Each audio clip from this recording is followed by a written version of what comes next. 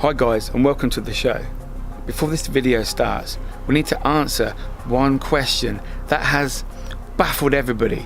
Who is the real Nick Stoppani? Hello guys, Nick Stoppani here. How you doing? You right? Oh, that's great. Listen, I've got a joke for you. I'm going to say it. If you like it, great. If you don't, tough. What does one call a blue tit with no legs? Drunk, because it's legless.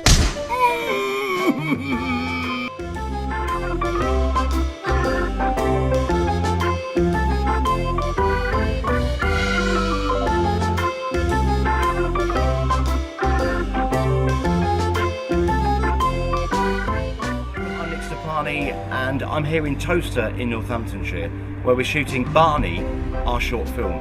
What are you doing here? You doing here on your own? You like this? Yeah? Oh, you love it, don't you? You cheeky little one.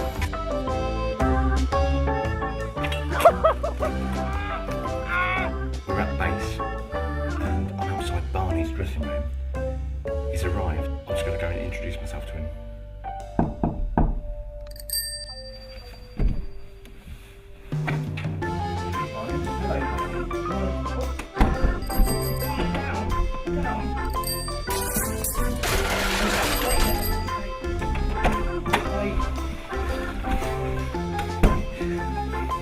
I don't know what it's going to be like working with him. Flipping Nora. Now, we're in the thick of production right now for the Paranormal documentary that we're producing.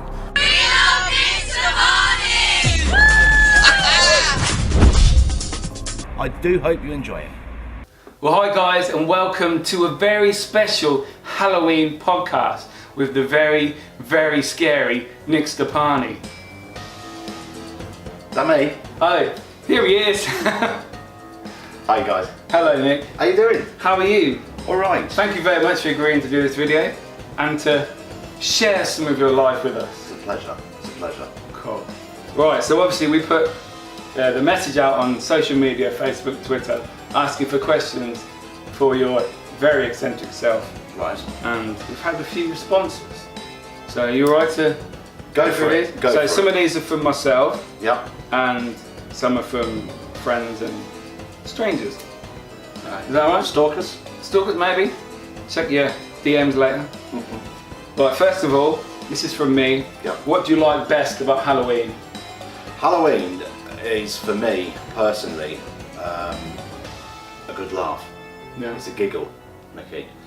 Now, I'm nearly 38.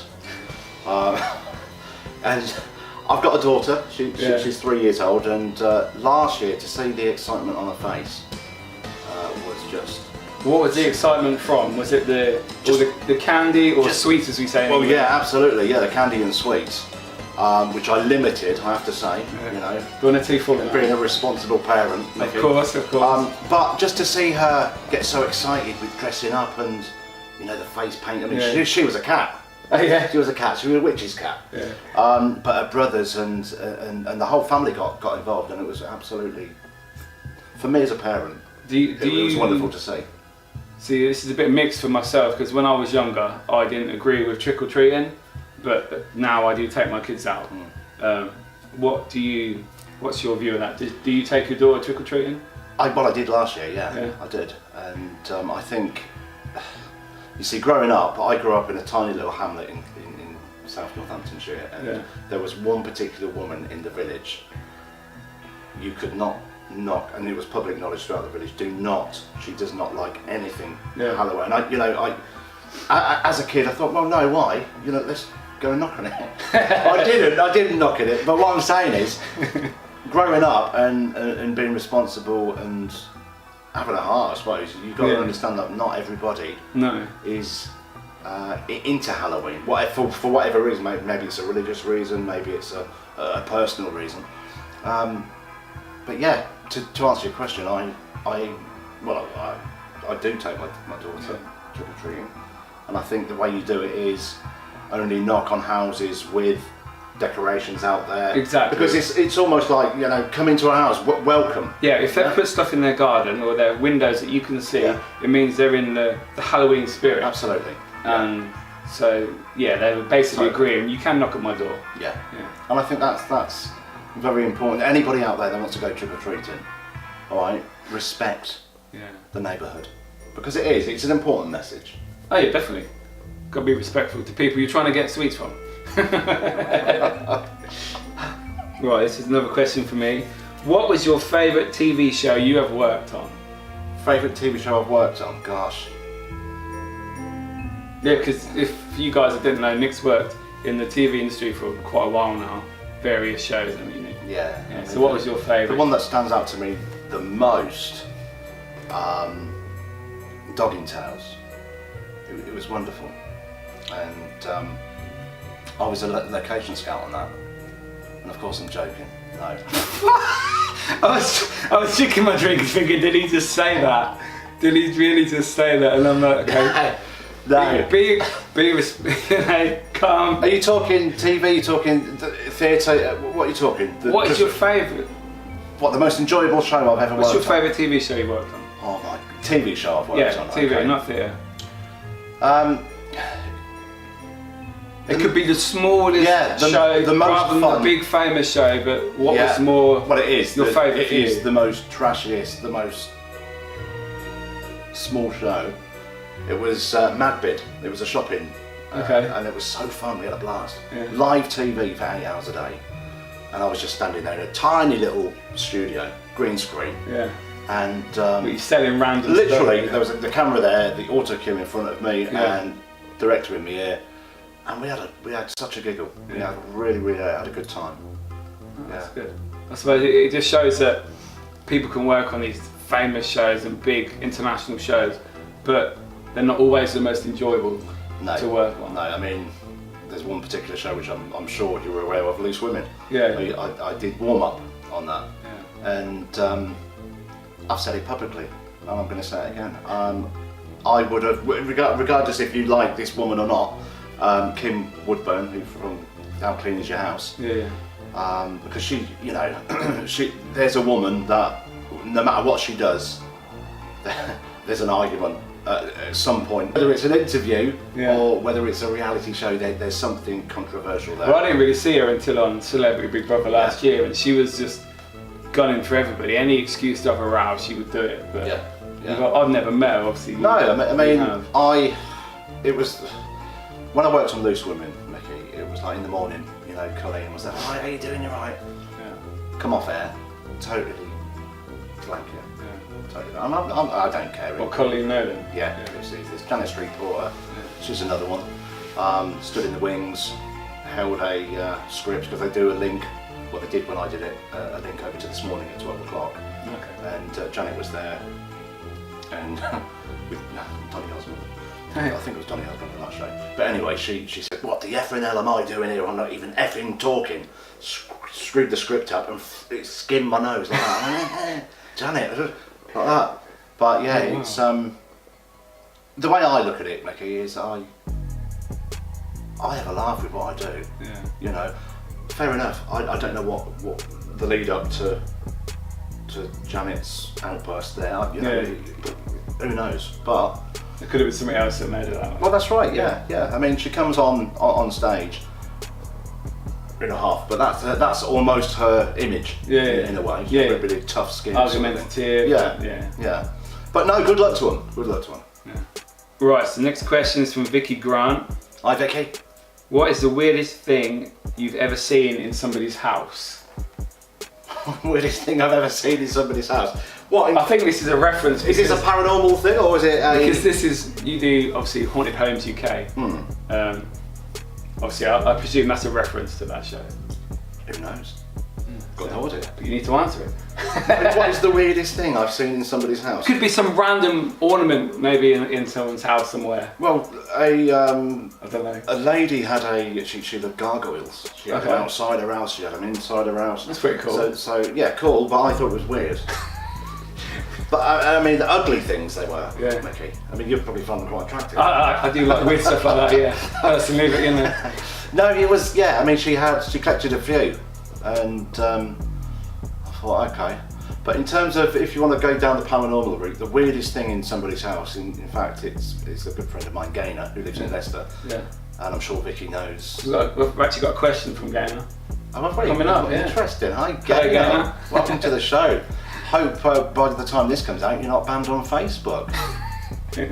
Who knows? Who knows? That's right. No, but going back to the paranormal route. Yeah. When I was at Gaynor's house, the most. This is, call it what I can't explain it, Mickey. That we was in the back bedroom filming. I was just about to do a piece to camera, and the cameraman said, "Oh, do you mind if I just hold on a minute?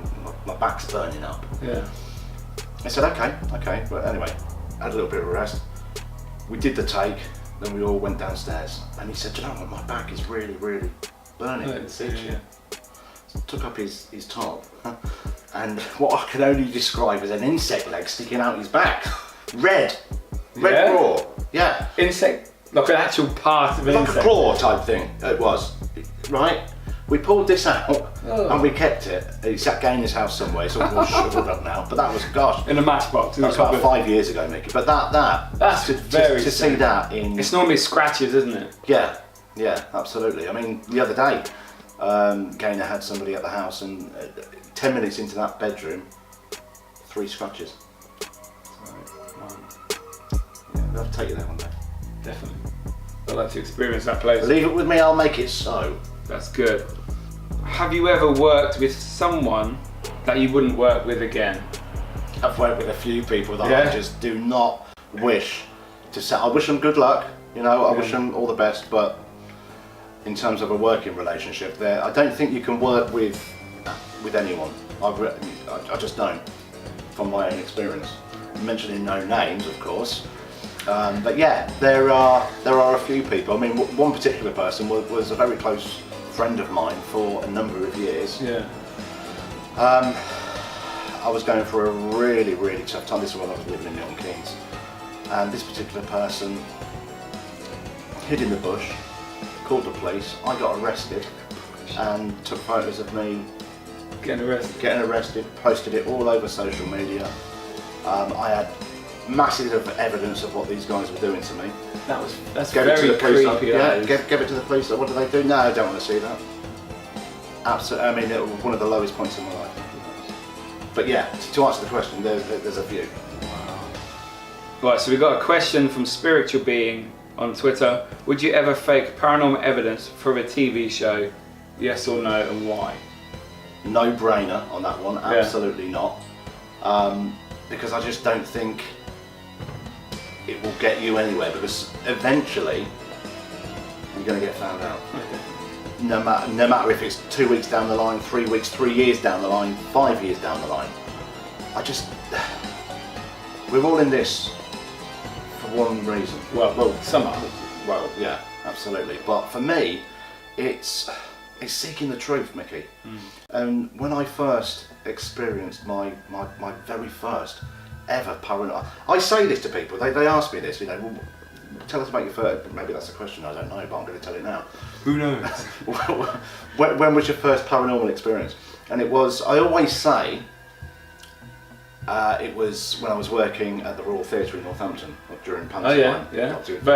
Been there a few times. Have you? Very spooky. Yeah. I was active. Right up in the gods doing follow spot, and my cue stand it went across the auditorium.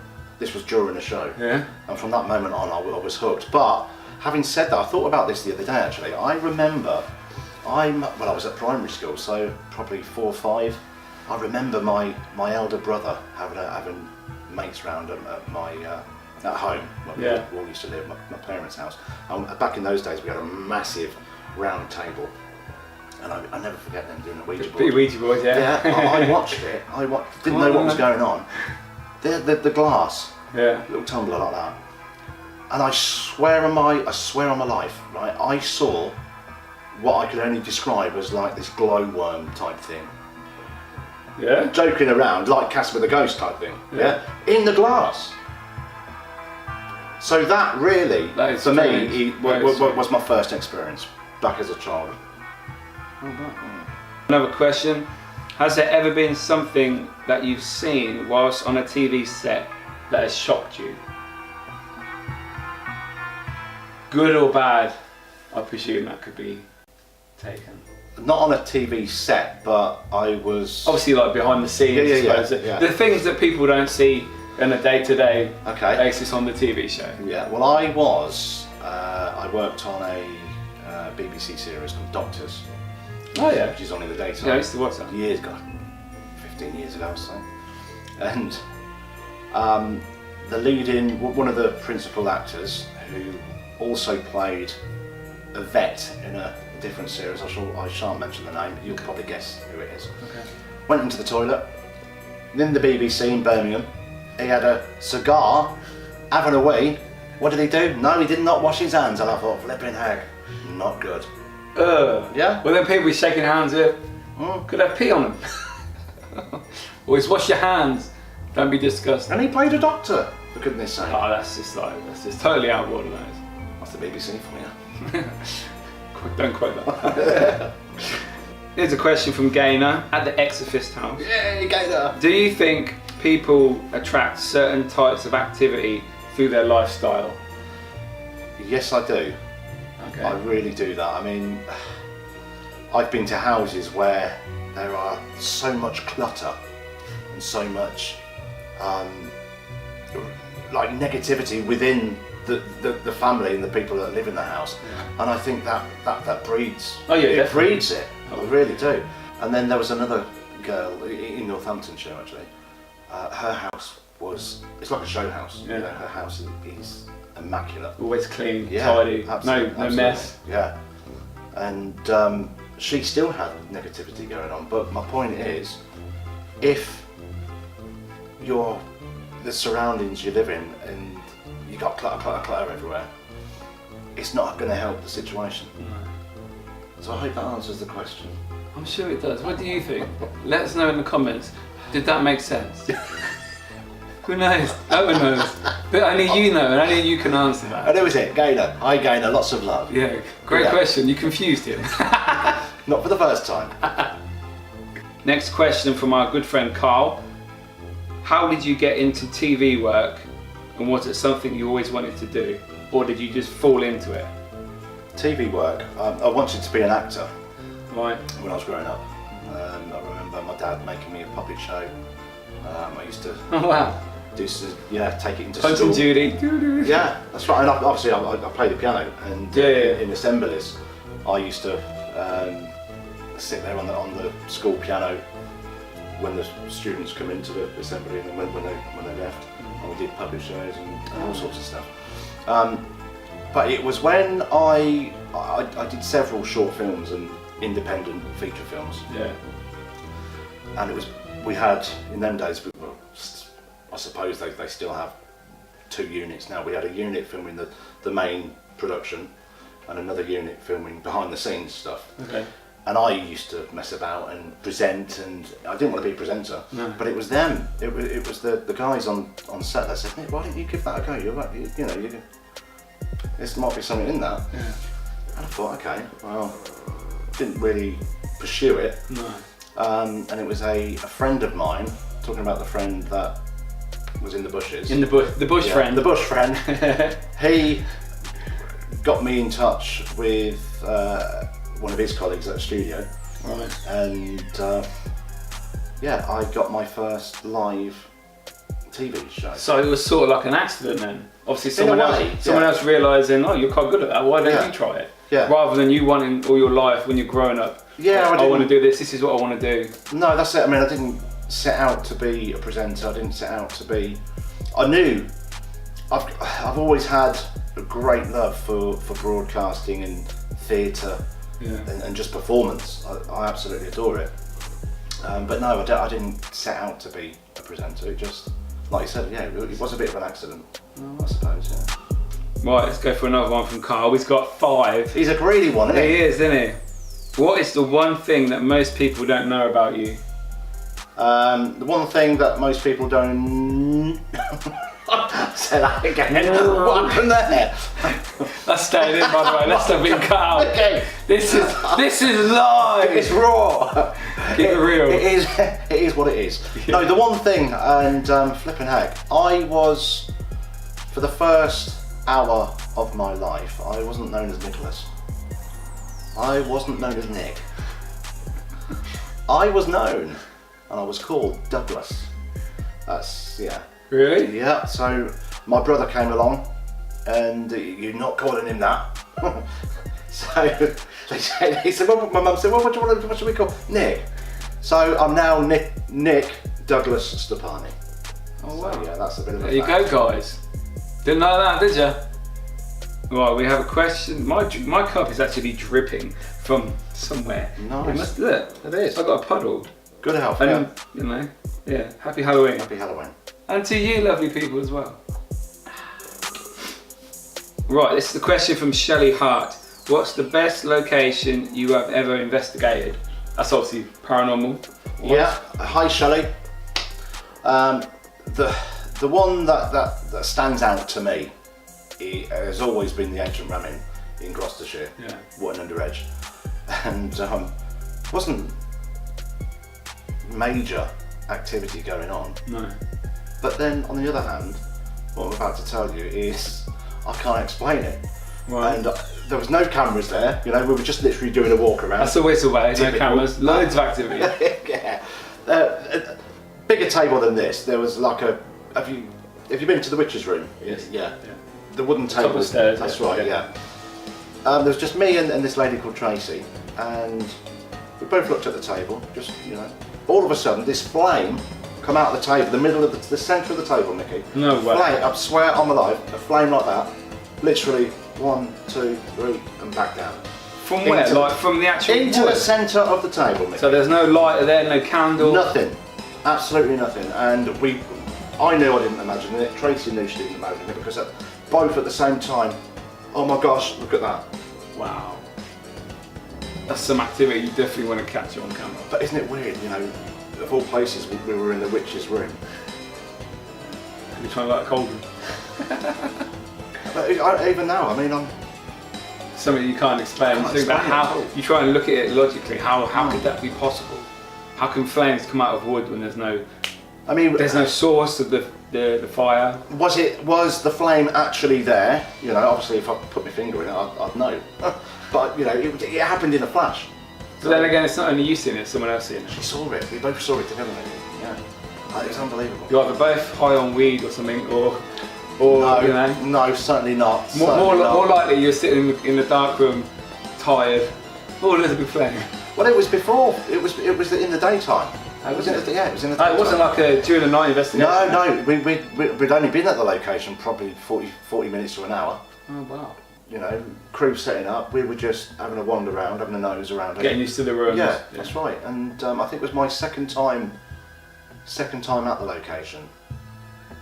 Because I got introduced to that location through a friend that lives in Wootton. Well, he used to live literally up the road, and he, as a kid, they used to go there. Yeah. And go see John. Shout out, John. Well, John. That's a funny story, actually. Funny story. Rest in peace, sir. You're a legend. God bless you, John. This friend at the time, Andrew, popped in to see. In fact, I think it was. He popped in to see John to see about when we could do this filming. John said, "Mate, listen, I've got to pop out. You can say it." He locked him in the ramp. Yeah. About half hour to an hour. Let me out. See him at the window. I know you'd love that. But I would. Oh my goodness, not on my own, mate. No. Even in the daytime, no way. You never know what's behind that sofa over there looking at you. Hello. Because the ram is very, very eccentric, very scary. Oh, it's location. It's yeah. So, Shelley, if that answers your question, I hope it has. We got a question from Chloe Stevenson. We know Chloe. Hi, Chloe. What is the most memorable paranormal experience to date? So you may have already gone over that. Yeah, already. I mean, it would be at. I mean, that one's what I've just said about the flame coming up the table. That's going to stay with me forever. Yeah. But also when I was at Gainer's house in Leicester, pulling the insect leg out of the person. It wasn't just that happened. The director at the time, we were downstairs in the I think it's a nursery, just about to do a Ouija board, and he had his coat on, and again he said, "Gosh, my arm's burning up." Took his coat off, 3 scratch marks on his arm. you know, and it's just. Well, they do say that's like a demonic sign, the mocking of the Trinity, Father, Son, and Holy Ghost. Yeah, it wasn't.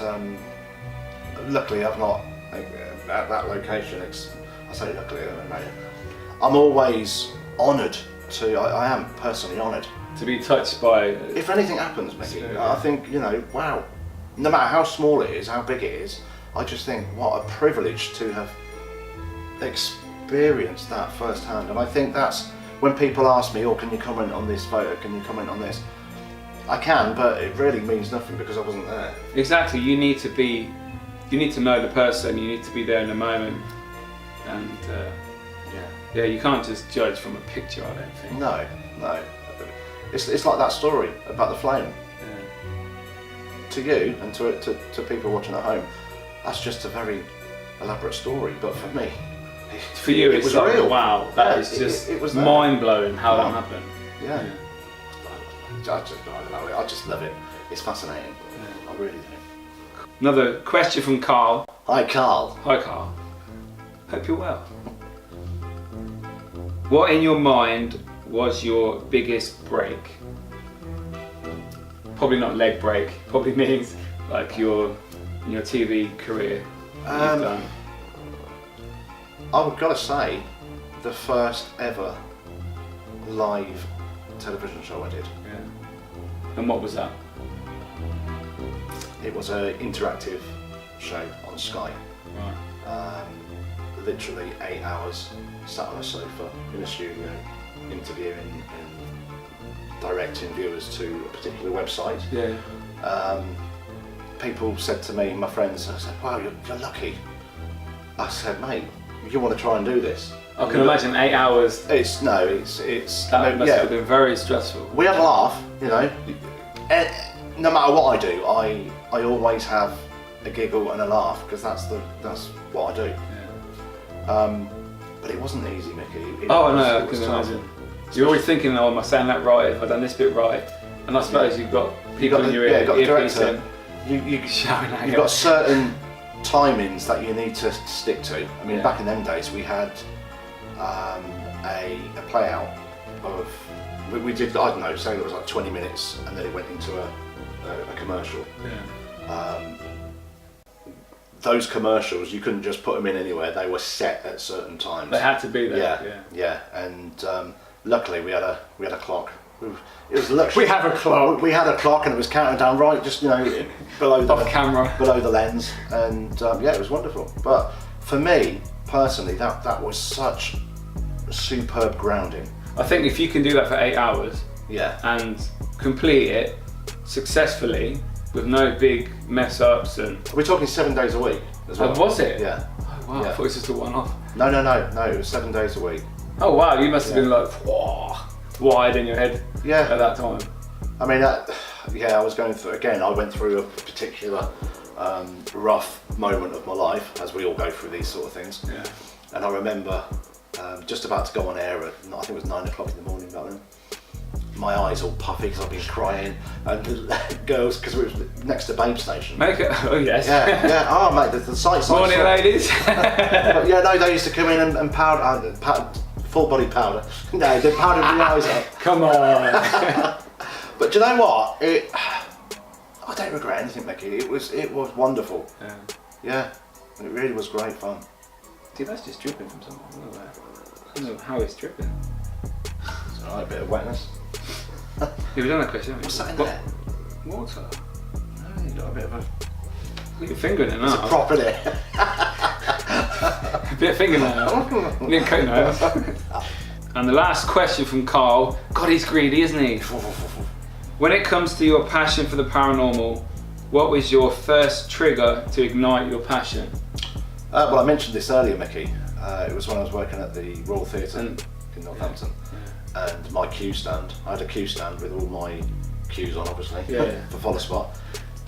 And during a performance, the cue stand shot across the auditorium.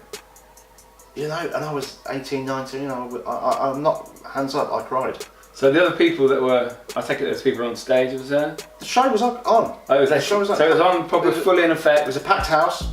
What was the reaction like to? Oh my god, look at that! They're just flown across the room. Well, the show carried on. Yeah. Because we was right up in the gods. Yeah. You've been. Yeah, I've been there. Yeah. And this very was high, very high. This was before the refurbishment Okay. of the theatre, and I was so taken back. I was so shocked at just what had happened. And I was scared. I left. So you say you were 18? 18, 19 at the time. And I suppose if you hadn't experienced any paranormal stuff before, you're like, oh my god. And it's kind of spooky up there anyway. Oh, yeah, definitely. On the best of days. It's dark up there, even with the lights on. Yeah, that's right. But I never forget the stage manager, lovely lady, Judy Cheeseman, of all names. Oh yeah, I've heard you speak about Yeah, Cheeseman, yeah. Great name. She was, she said, because I thought they'd all take the Mickey, you know, and have a go at me, especially for leaving during the show. Well, Where's Nick? I just run away. I didn't leave the theatre. I just went down to the foyer. Yeah. And then the front of house manager was managing radioing backstage and explaining Nick's in a bit of a state. Yeah. And they said Nick's crying. I think they sent somebody else up to do the rest of the cues. Yeah. Because for Panto, there's not just one follow spot. There's two, and I was on one side of the auditorium. And, yeah. The other girl was on the other side. Yeah, and Judy, she calmed me down in the green room, took me backstage and said, look Nick, don't, you know, it's understandable, this is an old theatre, people have seen the Grey Lady, she mentioned. In Box B. Yeah, seen right. pictures, very, very Have good. you? I have, yeah. I mean, from that, when it sunk in and I calmed down, it just, you know, it dawned on me what had happened. You know, I couldn't explain it. Not everybody sees these things. You may look at it like you've been privileged to see this. Well, at the time, it was probably not at the time. Mate. It was scary, and I didn't want to be there, but I needed the money. So how long were you there for after that? Did you? Oh gosh, it wasn't the last day. Obviously, no. I mean, I don't know how far into the run that incident happened, but I was there for several years. Oh, so it didn't happen? No. Did anything ever happen again at that location while you were there? Not major like that, but when I was speaking to the stage door attendant. Yeah. I can't remember his name, but a nice Scottish guy, and he used to do a bit of a security run around the whole building, both the Dern Gate and the Royal Theatre. And I remember him saying, because I told him about what happened to me, and he said, oh, I was walking through the Royal Stage once, and this broom, at like 2, 3 o'clock in the morning, nobody in the theatre, no crew, no actors, no nothing. This broom flew at him out of the fly rig. I've actually heard, I've been told that story before. Have you heard that? Yeah, I've been there a few times on events. Yeah. And obviously you go around different areas of the location. They tell you stories that happen that the workers and the actors have told. It's a lovely place. I mean, it's an amazing place. I didn't, when the lighting director, because I was part of the LX team, and he used to say, Nick, can you pop down the underneath the stage? And I do you know what? Even when it was a packed working theatre and there's plenty of people around, if I was the only person down, it was a horrible feeling. But I don't know if that was just me feeling scared because of what had happened and the whole surroundings. I think so. I think it's probably in the back of your mind. Yeah. It is. I've been down there a few times on my own. Yeah. And it's like, okay, this could get scary. That's even with the lights on. Yeah, but you're the type of person, Mickey, that would like to sleep down there on your own. Oh, I know, but why don't you arrange it one day? I'd love to, but they won't let me. That's what I can do. Northampton Theatres Trust, I'll be calling you. Hope you're ready. Right, so the next question is from Paul Smith. Hi, Paul. Hi, Paul. Who is the most famous person you have met or worked with? Without a doubt, Whoopi Goldberg is I would say. Whoopi Goldberg? She's up there, yeah.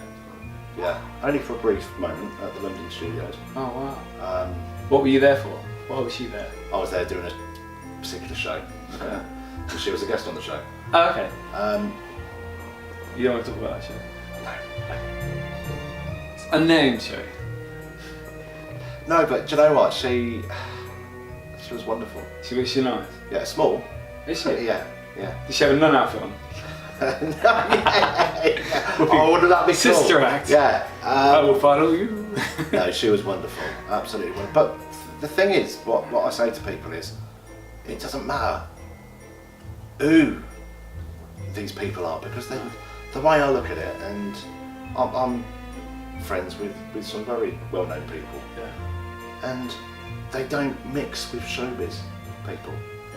No, and I'm quite similar in that respect. I can imagine when their career is just taking off and they think, oh, I'm going to go to all these parties and hang around with these Hollywood people, these TV people, and then I think after a while it wears off. It's like the novelty's gone. Yeah. And I'm going to go back to Fred down the road and go to the pub or but go shopping in Morrison's. All these people at these celebrity parties, they're not your friends. No, they're just there. You're using them for what you can get out of them. Exactly. Yeah, exactly. And I just think, stay grounded. Yeah. Oh, absolutely. So who's obviously you didn't work with Whoopi then? No, really. No, didn't work with her. I was just she was there. What about building? People you have worked with? Who would you say? I once worked with Richard E. Grant on a Zoe Ball produced this feature. It was a short film actually, called Always Crushing in the Same Car, and where Richard played I think we played the Prime Minister. Oh, wow. But Zoe and Richard were wonderful. Yeah. So nice. So they spoke to you in a nice way. I've worked with people that I mentioned names earlier, but I've worked with other people that just blanked you. Do you remember Kathy Burke? I do. Perry from Kieran and Perry. I would say she has been the most favourite person that I've ever worked with. She looks very nice when you see her out of character or whatever, like interviews and that. She seems very down to earth. Yeah. Very nice. Well, look, there's a woman, right, that was in the spotlight. She didn't like being in the spotlight. That's why she now directs. Okay. Oh, I didn't know that. Yeah. She's been directing plays and bits and bobs for years now. But again, such a down to earth, but just like the girl next door type of person. Oh. Yeah, and I just think it's sad when there's, because I've witnessed things with various different people, from A-listers to Z-listers. Yeah. What am I? A Z-lister. Yeah. But it's, the way I look at it, Mickey, is you get a runner, you get the director. Without the runner doing his bit, director can't do that. Exactly. Because his actors and they're not working either. Like fused together. Exactly. Yeah. Everyone has their own part to play. Yeah, absolutely.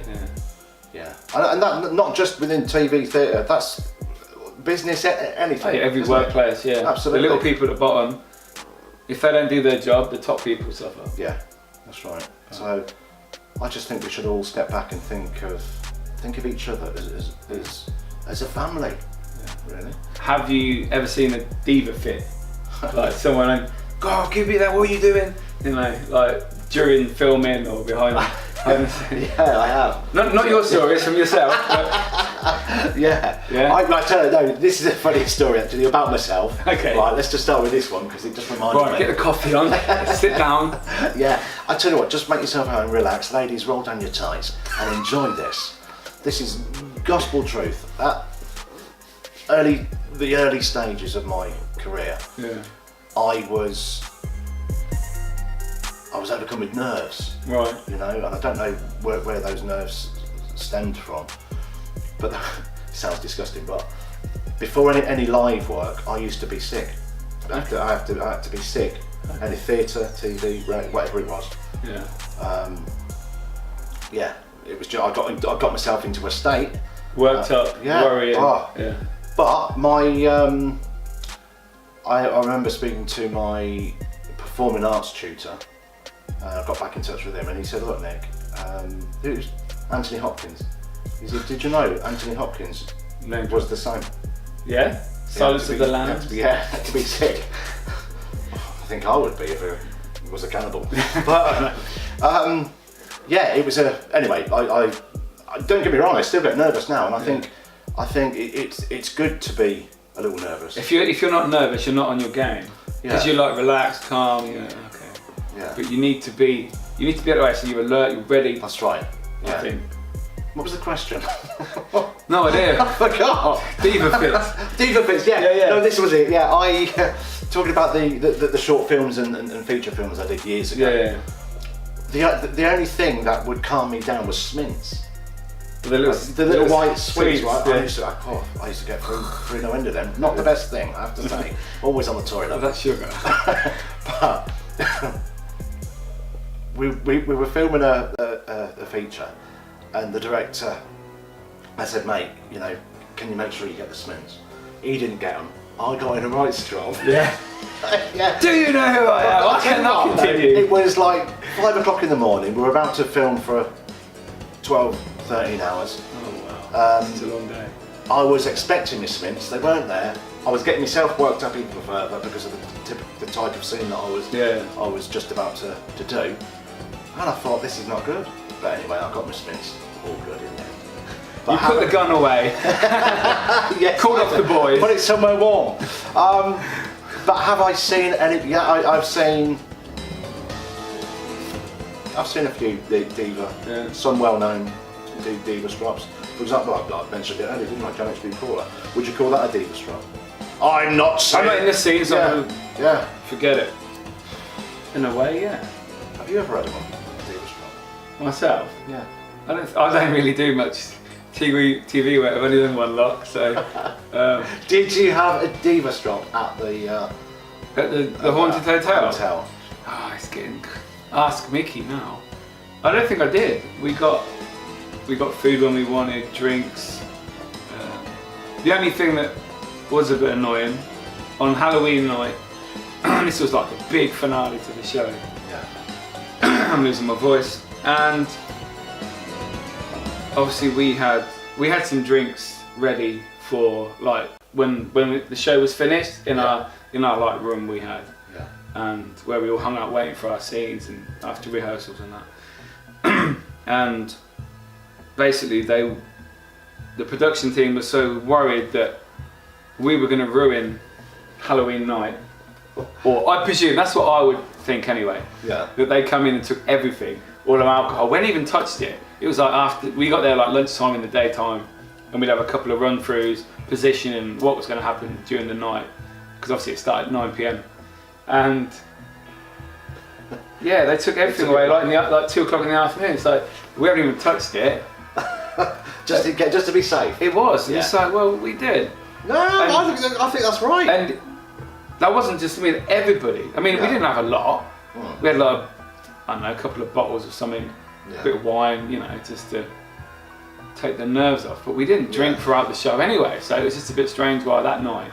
I suppose it happened like that. Just to be cautious. But the other people that were on the show, the celebrities that were there, they didn't get their stuff taken off them. Their personal items, they were allowed to keep them. And so I thought that was a bit unfair. But you know, production is production, and that's what happens. So we don't know whose idea that was, but they come in and took everything. It's like, no.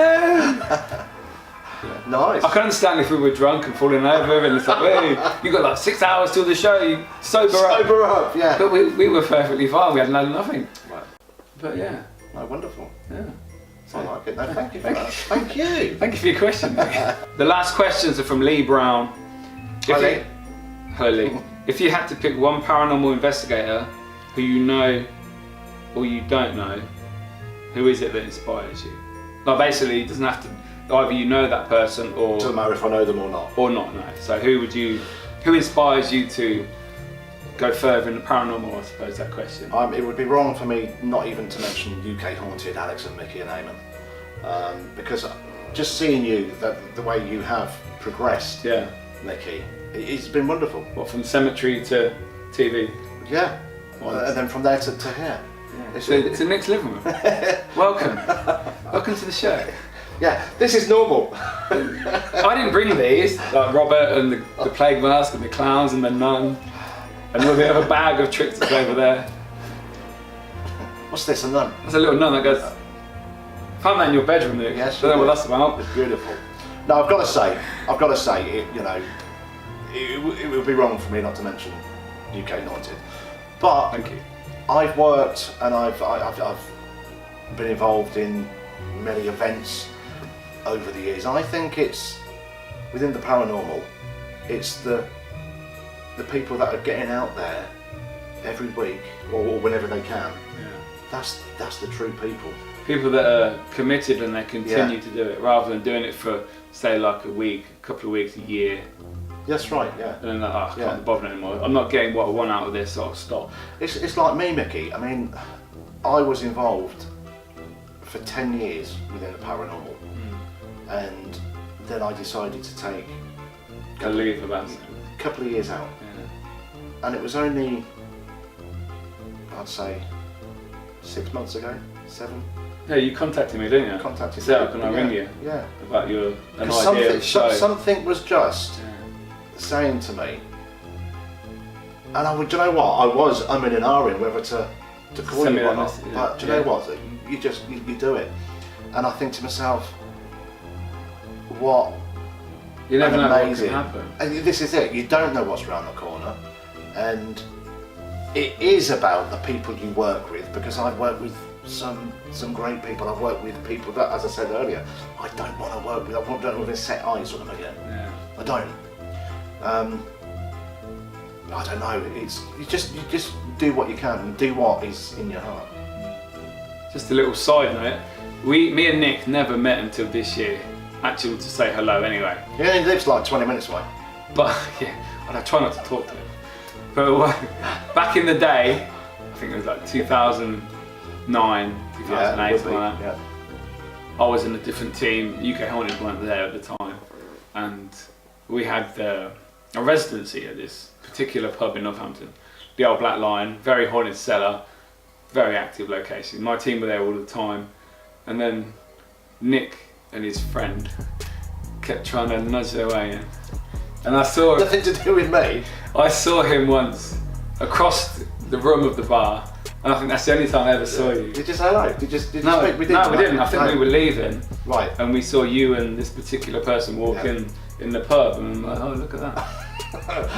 Look at them, muggers, yeah. Bastards.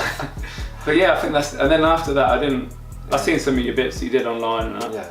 but I hadn't spoke to you, I don't think, until, I don't even know how the message came about. Or can I give you a ring? I don't think. Maybe I commented on something that you posted, or No, I'm sure I inboxed you. I'm sure yeah, I you did, but I think something came from that. Right. Okay. Yeah. I'll have to check. Look back. Yeah. But that doesn't matter now, because you lot ain't gonna know anyway. You don't care. No, you're just sat there falling asleep. Ladies, you can roll up your tights now. Nearly finished. And Nick, we finally come to the last question of the podcast. You still awake? You still doing some coffee? I'm okay. Still going. That costume you got me earlier was lovely. Thank you. That's okay, mate. Thank you. Got to help the talent, haven't you? Keep them awake. See my rider. Okay, this is again from Lee Brown. Hi, Lee. Who do you think is leading the way in the paranormal field, and why? Okay. Leading the way, I would suggest probably TV show. Yeah. Throughout the world. The one particular person, American chap that sticks out straight away is Zach. Yeah. He has a lot of support out there, a lot of following, and I think some of his stuff that he does is wonderful. But I want to bring it back to the people, you know, because without people going out and doing investigations, doing events here and there, none of the evidence would be out there. No. So I do think it's not just I don't think there's just one particular person. I think it's a whole community. Yeah, I suppose everyone investigates differently, and they each bring different ideas, different styles. Absolutely. It's just that Zach is on the biggest show in the world, and you know, It helps. It does help. It does help. Doesn't Within it? countries throughout the world, Ghost Adventures is there. Yeah, that's right. I mean, how many countries is that going out in? Oh, it's got to be at least 50, probably more. Unbelievable. Plus, he's got the Haunted Museum now, yeah, absolutely. which is got some of the most famous haunted objects in the I've world. heard mixed reviews about this, the Demon House. Oh, the film? Yeah. I personally haven't seen it. I've seen it. I can't. I think I do like documentaries, and it's nothing like the TV show like Ghost Adventures. It's not investigating. Right. It's only a very, very small amount of investigating at the end. Okay.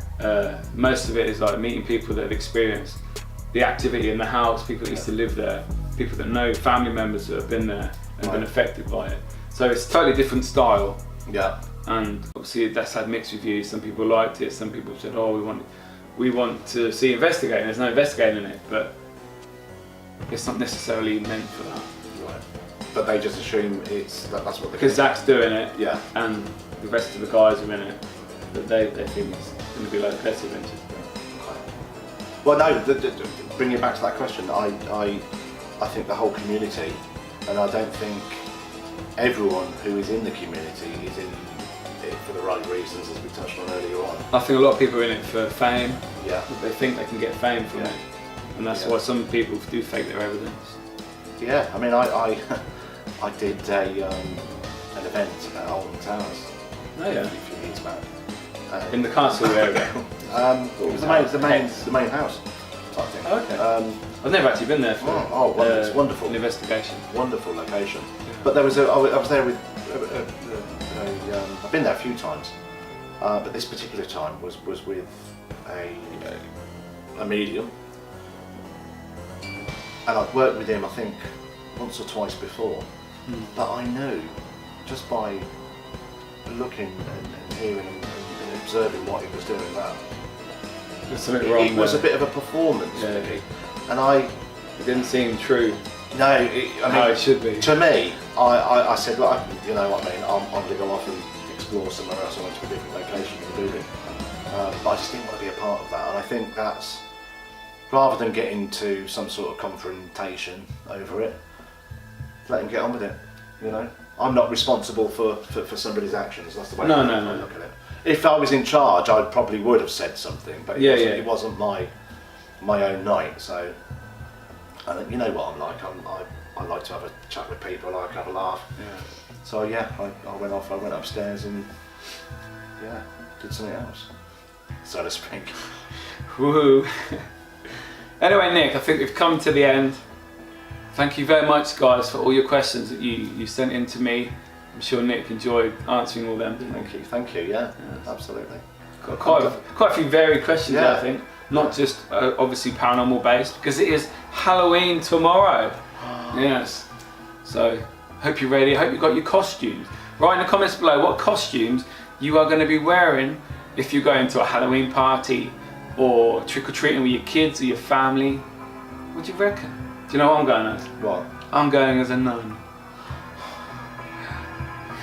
Nun's on the run. I won't be running. Come back when everyone's chasing me. What sort of habit you got? Is it a bit of a tight habit you got, or is it a comfortable one? It's a comfortable one. Not a throat cutter? No, it's very silky and smooth. Nice cross, you know. Got to look the part. Yeah, so thank you very much, Nick. It's a pleasure. It's been awesome. Thank you very much. Cheers for watching, guys, and we'll see you in the next video. Cheer, mate. See you later.